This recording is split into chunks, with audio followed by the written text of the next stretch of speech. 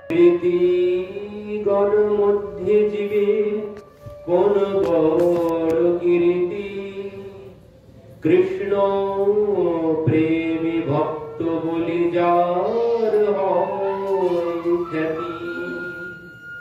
সম্পত্তি মধ্যে জীবে কোন সম্পত্তি গণী, রাধা কৃষ্ণ প্রেম যার সেই বড় ধনী।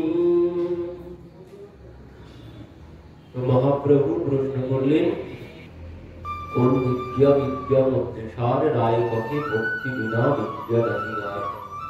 কীর্তি গণ মধ্যে জীবের কোন বড় কীর্তি, কৃষ্ণ প্রেমী ভক্ত বলি যার হয় খ্যাতি। বলছে কীর্তি মানে সুনাম।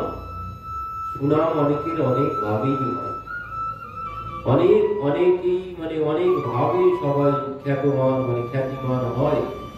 তো বলছে সুনাম যদি কারো হয়ে থাকে, একমাত্র শ্রেষ্ঠ সুনাম ওই যে কারো ধনবান বলে কেউ খুব খ্যাত, কেউ বিদ্যান, কেউ পণ্ডিত বলে নানান রকম ভাবে এক একজনের এক এক রকম খ্যাতিমান হয় অনেকে।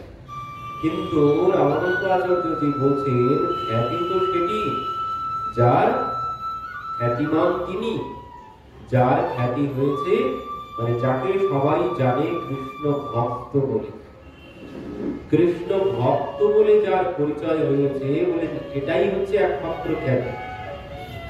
কারো কেউ জানে যে ইনি খুব বড় ধনবান, কেউ জানে যে ইনি খুব বড় জ্ঞানবান ব্যক্তি, নানান রকম ভাবে নানান মানুষের খ্যাতি হয়।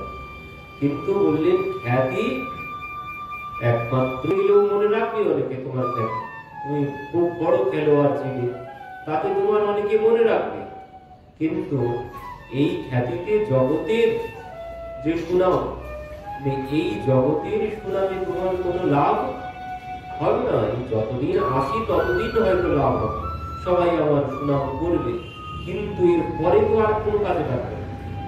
আমার এই শরীর যখন না থাকবে ওই সুনাম আর কোনো কাজে আসবে, ওই সুনাম আর কোনো কাজে আসবে না। বলছেন এই জন্য একমাত্র যদি কেউ তোমাকে কৃষ্ণ ভক্ত বলে যাবে, তাহলে সেই সুনাম কি হবে? বলছেন সেই সুনাম কি তোমার এখন যেমন সুনাম হবে, ঠিক পরেও তুমি যখন থাকবে না, এই শরীরটা যখন থাকবে না, তখনও সেই সুনাম কাজে আসবে, তখন সেটি কাজে আসবে। কিন্তু এই জাগতিক বিষয়ের যে সুনাম বা খ্যাতি, এই সুনাম এই যে কদিন এই শরীর আছে সেই কয়েকদিনেই খ্যাতি আছে, কিন্তু এর কোনো লাভ হবে না। আমার সাথে সাথেই এই সুনাম সব চলে যাবে, এ কোনো কাজে আসবে না। এই জন্য বলছে কৃষ্ণ প্রেমী ভক্ত বলি যার হয় খ্যাতি। সম্পত্তি মধ্যে জীবের কোন সম্পত্তি গণি, রাধা কৃষ্ণ প্রেম যার সেই বড় ধনী ধনবানকে। কি বলছেন? সম্পত্তি মধ্যে জীবের কোন সম্পত্তি মানে ধন সম্পদ। কোন সম্পদ? প্রকৃত সম্পদ। বলছেন সেই সম্পদ কি? রাধা কৃষ্ণ প্রেম যার, যার মধ্যে প্রেম আছে, সেই একমাত্র ধনবান।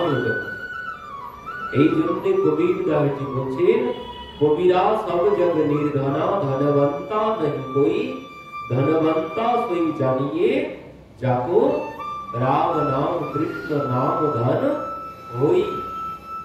যার কাছে নাম সম্পদ আছে, যিনি নাম রূপী সম্পদ জমা করেছেন, সেই একমাত্র ধনবান। যার কাছে যত নাম জমা আছে, আমরা যে 16 মালা জপ করি, কেউ 16 কেন 64, কেউ 108 মালা জপ করে। তো বলেন এই নাম যিনি যত জমা করেছেন, তিনি হচ্ছেন প্রকৃত ধনী। এই জাগতিক সম্পদে ধনবান হয়ে কোনো লাভ হবে না। এই সম্পদ সব এখানেই পড়ে থাকবে, এই সম্পদ তোমার একটাও কোনোটাই কাজে আসবে। ও গাড়ি বাড়ি অর্থ সম্পদ যতই থাকুক না কেন, সুখদেবজি বললেন ধনানি ভৌম বসবচ্চ দোষে ভার্যা গৃহদ্যারি অনস মশানে দেহস্থিতায়াম। ধনানি ভৌম, এই জাগতিক যত ব্যাংক ব্যালেন্স আছে সব এই ভূমিতেই পড়ে থাকবে, একটাও তুমি সাথে নিয়ে যেতে পারবে না। ওই যে একটা গল্প আছে না, একজন ওই রাজাকে এসে একটা সূচ দিয়েছিল যে আমি মরে যাওয়ার পরে আপনি নিয়ে যাবেন এটা সাথে করে আমার জন্য। কিন্তু পরবর্তীতে মহারাজ বলছেন আমি কি করে নিয়ে যাবো, তো কিছুতেই আমি সাথে করে নিয়ে যেতে পারবো না। তো বলছেন মহারাজ একটা সূচ আপনি সাথে করে নিয়ে যেতে পারবেন না, তাহলে যে এত কিছু করেছেন তাহলে কি হবে? তখন মহারাজের জ্ঞান হলো সত্য, আমি তো এখান থেকে কোনো কিছুই যতই আমার করি না কেন, এখান থেকে আমি কোনো কিছু নিয়ে যেতে পারবো না, সব এখানেই পড়ে থাকবে। যতই আমার করি না কেন এ একটাও কাজে আসবে না, শেষের দিকে কিছুই কাজে আসবে না। এই জন্য কি হয়, ওই যখন কাঁধে করে নিয়ে যায় শ্মশানে তখন কি বলে, বলে হরি হরি বল রাম নাম সত্য। রাম নাম সত্য কেন বলে? রাম নাম সত্য এই জন্য বলে যে দেখো যা কিছু আছে সব পড়ে থাকলো, একটাও সাথে আমি নিয়ে যেতে পারছি না। ওই সাথে যাবে কে? ওই রাম নাম সত্য, একমাত্র ভগবানের নামই সাথে যাবে, অন্য কোনো কিছু সাথে যাবে না। এই জন্যই ওই খুচরো পয়সা ছড়াতে ছড়াতে যায়। কেন? দেখো যত সম্পদ জড়ো করেছি ওই একটাও সাথে যাচ্ছে না, সব পথে ছড়িয়ে ছড়িয়ে যাচ্ছে, একটাও সাথে নিয়ে আমি যেতে পারছি না। এই জন্য বলছেন এখানকার যত ধন সম্পদ আছে এ তুমি একটাও শেষের দিনে তোমার কাজে আসবে না। আবার কি হবে? তুমি যখন শেষ নিঃশ্বাস ত্যাগ করবে তোমার ছেলে মেয়েরা আগে বলবে যে কত আছে, আগে ভাব কর, তারপরে দেখো সরকার। আগে তারা সিন্ধু খুলতে শুরু করবে কত রেগে গেছে গুলো, সেটা আগে দেখবে। এই জন্য বলছেন এই সম্পত্তিতে কোনো লাভ হবে না, এখানেই পড়ে থাকবে, আর এই নিয়েই পরবর্তীতে টানাটানি শুরু হয়ে যাবে। বলেন এই সম্পদ কোনো কাজে আসবে না, যদি তুমি নাম রূপী সম্পদ জমা করতে পারো সেটি তোমার একমাত্র শেষের দিনে সম্পদ, এই ছাড়া অন্য কোনো সম্পদ নেই। আর এই এমনই সম্পদ, নাম এমনই সম্পদ, এ কেউ তোমার কাছ থেকে নিতে পারবে না। তুমি যতই জমা করো না কেন ওই সম্পদ কেউ নিতে পারবে না, এ চোরেও চুরি করতে পারবে না, সব তোমারই থাকবে, এর ভাগ তোমাকে কাউকে দিতে হবে না। তো এটি হচ্ছে প্রকৃত সম্পদ। কি বললেন? সম্পত্তি মধ্যে জীবের কোন সম্পত্তি ধনী, রাধা কৃষ্ণ প্রেম যার সেই বড় ধনী। মানে ভগবানের প্রতি যার প্রেম আছে সেই একমাত্র ধনবান ব্যক্তি। আর কি বলছেন? দুঃখ মধ্যে কোন দুঃখ হয় গুরুতর, কৃষ্ণ ভক্ত বিরহ বিনু দুঃখ নাহি আর। দুঃখ কি? জগতে দুঃখ কোনটি? আমরা দুঃখ কোনটি ভাবি? সংসারে অনেক ক্ষতি হয়ে গেল, সংসারে অনেক ক্ষতি হয়ে গেল, আমরা তাকে দুঃখ বলি। কিন্তু বলছেন না, বিপদ নইব বিপদ, এই সংসারের বিপদ কোনো বিপদ নয়, সম্পদ নইব সম্পদ, এই সংসারের সম্পদ কোনো সম্পদ নয়, বিপদ নইব বিপদ, সম্পদ নইব সম্পদ। আর কি বলছেন? বিপদ বিস্মরণম বিষ্ণু। বিপদ কি? বিপদ হচ্ছে ভগবানকে ভুলে যাওয়া, সেটাই হচ্ছে সব থেকে বড় দুঃখ, সেটাই সব থেকে বড় বিপদ। ভগবানকে যদি এক মুহূর্তের জন্য ভুলে যায়, এটি হচ্ছে সব থেকে বড় বিপদ। এর থেকে বড় বিপদ আর কোনো কিছু নেই। আমরা সবাই সংসারে যদি কোনো ক্ষতি হয়ে যায় হায় হুতাশ করতে বসে যাই, সংসারে কোনো ক্ষতি হলে আমরা সঙ্গে সঙ্গে হায় হুতাশ করতে বসে যাব। কিন্তু যিনি ভক্ত হবে, যিনি ভক্ত হবে তার কিন্তু সাংসারিক বিষয়ে কোনো দুঃখ তার থাকবে না। আনন্দ, ভগবানের যে স্বরূপ, ভগবানের স্বরূপ কি? সচ্চিদানন্দ রূপায় বিশ্বপ্রত্যাদি হেতবে তাপত্রায় বিনাশায় শ্রীকৃষ্ণায় বয়ং নমঃ। ভগবানের স্বরূপ সচ্চিদ আনন্দ, সৎচিত আনন্দ। তো এই আনন্দ আমরা সবাই চাই। তো এই আনন্দ যিনি একবার লাভ করতে পারবেন, এই যে আনন্দ যিনি একবার লাভ করতে পারবেন, জগতের কোনো দুঃখ তাকে আর দুঃখী করতে পারবে না। জগতের কোনো দুঃখ, তাই যত বড় দুঃখ থাকুক জগতে, যিনি ভগবানকে লাভ করে যাবেন, মানে এই আনন্দ যিনি লাভ করতে পারবেন, তাকে জগতের কোনো দুঃখ স্পর্শ করতে পারবে না। তাই জগতের সংসারে যত বড় দুঃখ আছে, আমি যদি এক্ষুনি শুনি আমার বাড়িতে এই বড় বিপদ হয়েছে, সঙ্গে সঙ্গে আমি হাইউতাস করতে শুরু করে দেব। কিন্তু যিনি ভক্ত হবেন, তিনি কোনদিন বিচলিত হবেন না। সংসারে যা কিছু ঘটুক না কেন, ও সব হবেই। ও আমি যাই করি না কেন, সংসারে যেটি হওয়ার সেটি হবেই।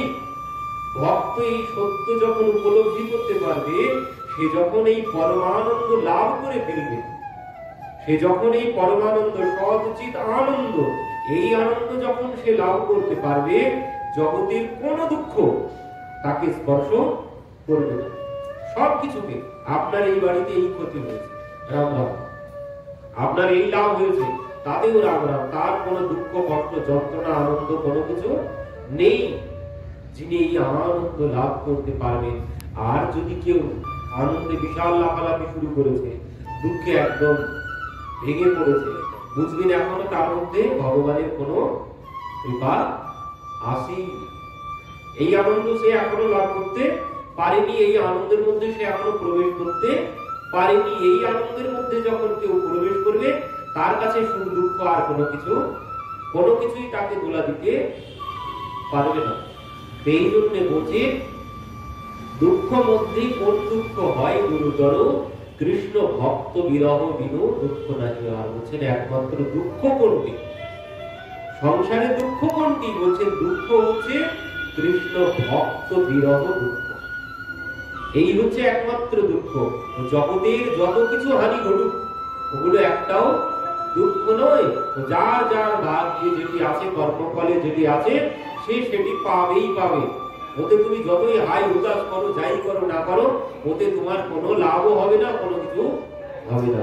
ওই একমাত্র দুঃখ কোনটি? দুঃখ হচ্ছে কৃষ্ণ ভক্ত বিরহ। ভক্ত বিরহ মানে কি? কোন ভক্তকে হারিয়ে ফেলা, কোন ভক্তকে হারিয়ে ফেলা দুঃখ নয়। কোন ভক্তকে যদি হারিয়ে ফেলি, তাকে হারাতে হয় না। কোন ভক্তকে কোনোদিন ভক্ত কোনোদিন হারায় না, গুরুদেব কোনোদিন হারায় না। গুরু মারে চেলা রোয়া, গুরু মারে চেলা রোয়া, মানে গুরুদেব মরে গেছে, তাই শিষ্য কাঁদছে। তো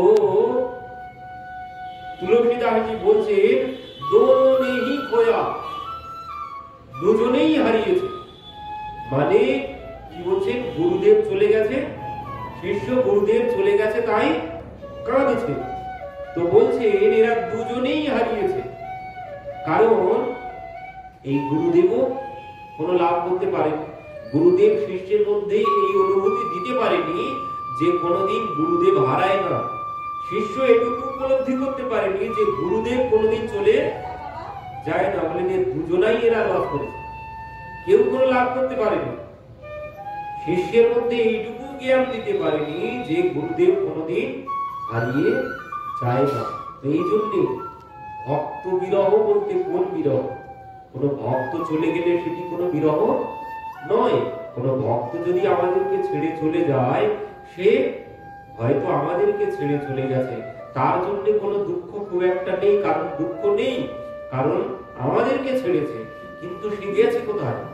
সে নিত্য লীলা প্রবিষ্ট বলি না, নিত্য লীলায় যিনি প্রকৃত ভক্ত, তার জন্য ভগবান স্বয়ং দাঁড়িয়ে আছেন হাতে মালা নিয়ে। তার জন্য তার দুঃখ কি আবার? যিনি প্রকৃত ভক্ত, তার জন্য ভগবান পথে দাঁড়িয়ে আছে, তার আসার অপেক্ষায়, হাতে ফুলমালা চন্দন নিয়ে। তো এই বিরহ বিরহ নয়। বিরহ কোনটি? বিরহ হচ্ছে ভক্ত বিরহ। ধরুন কেউ ভক্তি পথে এসেছে, কেউ এ পথে এসেছে, গুরু আশ্রয় করেছে, কেউ এ পথে এসেছে, গুরু আশ্রয় করেছে, গুরুদেবের মতো নিরামিষ খেতে শুরু করেছে, গুরুদেবের কথা মতো 16 মালা জপ করতে শুরু করেছে, যেখানে ভাগবত কথা হয় সেখানে কথা শুনতে যায়। এবার কি হয়, এখানে আসার পরে অনেকের ভিতরে কি হয়, অনেক চাওয়া পাওয়া কামনা নিয়েও অনেকে আসে, অনেক চাওয়া পাওয়া কামনা নিয়েও অনেকে আসে। এবার দেখা গেল সে এবার ভগবানের কাছে চাইতে শুরু করেছে, প্রভু আমার যদি এটা হয়ে যায় তো তোমাকে আমি এই দেব, আমার যদি এটা হয়ে যায়, আমি যদি এটা পেয়ে যাই তো তোমাকে আমি এই দেব। এই নানান রকম চাওয়া শুরু হলো। এবার দেখা গেল অপেক্ষায় আছি, পেলামই না, ভগবানের কাছে মানসিক করেছিলাম যদি ওকে পাই তো ঠাকুর আমি তোমার জন্য এই দেব সেই দেব। দেখা গেল সে তাকে আর আমি পেলাম না। তো এবার কি হলো, মালাটা খুলে রেখে দিলাম, ওসব বাদ দাও, ওসব কোনো কিছু হয় না। অনেকদিন করে দেখেছি, অনেকদিন নিরামিষ খেয়ে দেখেছি, আমার কোনো কিছুই হয়নি, মালা খুলে রেখে দিলাম। এই হচ্ছে সব থেকে বড় দুঃখ। এর মতো আর দুঃখ নেই জগতে। কেউ ভক্তি পথে এসে যদি পুনরায় স্ফলিত হয়ে যায় তার মতো দুঃখ আর নেই। এটাই হচ্ছে ভক্ত বিরহ, সব থেকে বড় দুঃখ এটি। পরবর্তীতে বলছেন, মুক্ত মধ্যে কোন জীব মুক্ত পরিমাণী, কৃষ্ণ প্রেম যার সেই মুক্ত শিরোমণি। মুক্ত আর বদ্ধ, মুক্ত আর বদ্ধ। তো এখানে মুক্তকে যিনি কৃষ্ণ ভক্ত সেই মুক্ত, আর বদ্ধকে যিনি সংসারে মায়ায় যিনি পড়ে আছেন সেই হচ্ছে বদ্ধ। কারণ সংসারের মায়া ছেড়ে যে আসতে পারেনি এখনো, ভগবত চরণে যিনি এখনো আশ্রয় গ্রহণ করতে পারেননি সেই হচ্ছে বদ্ধ। আর যিনি ভগবত চরণ গুরু চরণ আশ্রয় করেছেন, করে প্রত্যহ ভগবানকে ভোগ লাগিয়ে ভোজন করেন, ভগবানের প্রসাদ গ্রহণ করেন, সেই হচ্ছে প্রকৃত মুক্ত। আর যিনি এখনো এই পথে আসতে পারেননি তিনি হচ্ছে বদ্ধ। পরবর্তীতে বলছেন, গান মধ্যে কোন গান জীবের নিজ ধর্ম, রাধা কৃষ্ণের প্রেম কেলি যেই গীতের ধর্ম। গান মধ্যে কোন গান জীবের নিজ ধর্ম, কোন গান শ্রবণ করতে হবে? বললেন রাধা কৃষ্ণের প্রেম কেলি যে গীতের মর্ম। কারণ জগতের যতই গান শুনি না কেন, লাফালাফি করি না কেন, ও গান একটাও করবে, ও তোমার সময় নষ্ট হবে, সময় নষ্ট হবে আর চিত্ত মলিন হবে, ময়লা পড়বে ভিতরে। ভিতরে যে চেত দর্পণ মার্জনের কথা বলেছেন, যে ওই চেত দর্পণ তো মার্জিত হবে না, আরো বেশি করে ময়লা ওখানে জড়তে থাকবে আর সময় নষ্ট হবে। কিন্তু তুমি যদি ভগবানের কথা শ্রবণ করো, মোবাইলে ইউটিউবে যদি ভাগবত কথা চালিয়ে দিয়ে থাকলো, কাজও হতে থাকলো, ওদিকে পাঠও হচ্ছে, কানের মধ্যে তো যাচ্ছে শব্দ, বললেন সেটি তোমার উপকারে আসবে। আর যত রকমের গান আছে ওতে তো কোনো উপকার হবে না, আরো চিন্তাটা আমার মলিন হবে, আমার চিত্ত আরো মলিন হবে, ও আমার কোনো কর্মে কোনো লাভ হতে হবে না। এই জন্য বলছেন, দিবানিশি নিত্য গীত বাদ্য কোলাহল না শোনায় কৃষ্ণ নাম পরম মঙ্গল। কিন্তু আমার ওটাই ভালো লাগে না। জগতের নাচানাচি ডিজে বিশাল ভালো লাগে, ভগবানের নাম শুনতে ভালো লাগে না।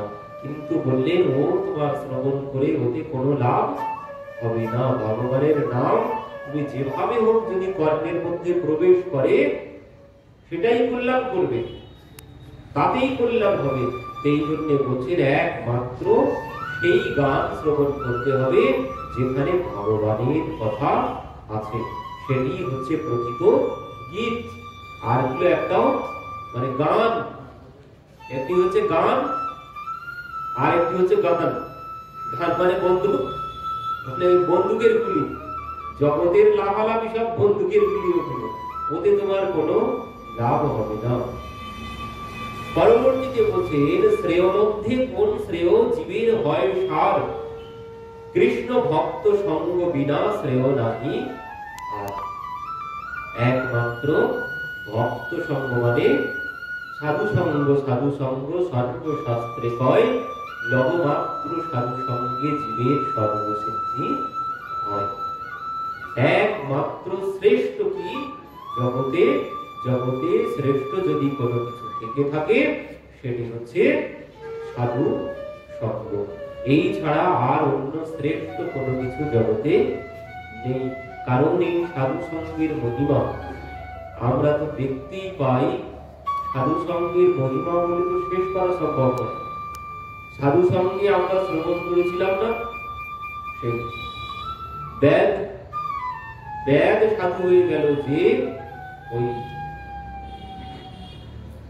সারা দিন জীব জন্তু পশু পাখি হত্যা করে যার পেট চলে, জীব জন্তু পশু পাখি হত্যা করে যার পেট চলে, সেই ব্যাধের সাথে কি হলো? দেবর্ষি নারদের দর্শন। দেবর্ষি নারদের দর্শনে সেই ব্যাধ কি হলো? দেবর্ষি নারদ বলছে যে তুমি যে এই প্রাণীগুলোকে হত্যা করেছো, বাণে বিদ্ধ করে রেখেছো, এরা যে ছটফট করছে, তো এই যন্ত্রণা তো তোমাকেও সহ্য করতে হবে একদিন। এই যন্ত্রণা তোমাকেও একদিন সহ্য করতে হবে। এই কথা শ্রবণ করে ব্যাধের ভয় পেয়ে গেল। তো বলছেন এর থেকে তাহলে মুক্তির উপায় কি? বলছেন এর থেকে মুক্তির উপায় একটি আছে। কি বলছেন? যাও তুমি স্নান করে, তো স্নান করে এসেছে, তো এবার বলছেন যে দেখো আমি তোমাকে নাম প্রদান করছি, আর এই নাম তুমি বসে বসে জপ করবে, আর তুমি এই সমস্ত পশু পাখি হত্যা করবে না। তো ব্যাধ বলছে আমার পেট চলবে কি করে? আমার পেট চলবে কি করে? দেবর্ষি নারদ বলছে তোমার পেট চালানোর জন্য কোনো চিন্তা করতে হবে না, তুমি এখানে বসে বসে নাম করো, দেখবে ঠিক সব ব্যবস্থা ওই নামের কৃপাতেই হয়ে যাবে। তো সেই ব্যাধ দেবর্ষি নারদের কথা মতো সেখানে নাম গ্রহণ করলেন, করে বসে বসে নাম জপ করছেন। এখন আর সে কোনো পশু পাখি হত্যা করে না। এবার দেবর্ষি নারদ কি করেছেন? তাকে নাম প্রদান করে চলে গেছেন গ্রামে। গ্রামে গিয়ে বলছেন জানো তোমাদের এখানকার যে ব্যাধ বনে পশু পাখি শিকার করে, সে তো এখন বড় সাধু হয়ে গেছে। তাই নাকি? সাধু হয়ে গেছে? বলছেন না বিশ্বাস হয় তো একবার গিয়ে দেখে। এই কথা শুনে সবাই তাকে দর্শন করতে আসে। এবার ওই যে যা দর্শনে আসছে, সাধু দর্শনে যেতে গেলে, সাধু দর্শনে যে যাব, তো সাধু দর্শনে যেতে গেলে তো কিছু নিয়ে যেতে হয়। তো এই জন্য ওই যে যা আসছে, যার সামর্থ্য মতো সে তাই নিয়ে আসছে, এনে ওই ব্যাধের সম্মুখে সব রাখছে। এবার ব্যাধ দেখলো পা সারাদিনের শেষে তো ভালোই ব্যবস্থা হয়ে গেছে, আর তো কোনো সমস্যা নেই, আমার পেট চালানোর জন্য কোনো ব্যবস্থাই আর করতে হবে না, সব ব্যবস্থা তো হয়েই চলেছে। তো এবার তার নামের প্রতি আরো নিষ্ঠা জেগে গেল। সেইবার প্রত্যহ সকালবেলা উঠে স্নান করেন, করে বসে বসে ওখানে নাম করতেই থাকে, সব বাদ দিয়েছে। আস্তে আস্তে একদিন কি হলো? দেবর্ষি নারদ ভাবছেন যাই দেখে আসি, অনেকদিন তো হয়ে গেল, সে কি করছে দেখে আসি। তো এবার একদিন কি হলো? দেবর্ষি নারদ এসেছে, দূরে ব্যাধ দেখতে পাচ্ছে যে গুরুদেব আসছেন। তো সেই ব্যাধ দৌড়িয়ে গিয়ে গুরুদেবকে প্রণাম করতে গেছেন। প্রণাম করতে গিয়ে দেখছেন, প্রণাম করতে যাবেন এমন সময় দেখছেন গুরুদেবের চরণের সম্মুখে সেখানে এক ঝাঁক পিপীলিকা। তো সেই ব্যাধ কি করছে? নিজে উত্তরীয় দিয়ে সেই পিপীলিকা সব সরিয়ে দিয়ে তারপর গুরুদেবকে প্রণাম করত। কেন? ওই যে তার শরীরের চাপে পিপীলিকা গুলো মারা যাবে, এই জন্য সে পিপীলিকা গুলোকে সব সরিয়ে দিয়ে তারপর গুরুদেবকে প্রণাম করত। এই হচ্ছে সাধু সঙ্গের মহিমা।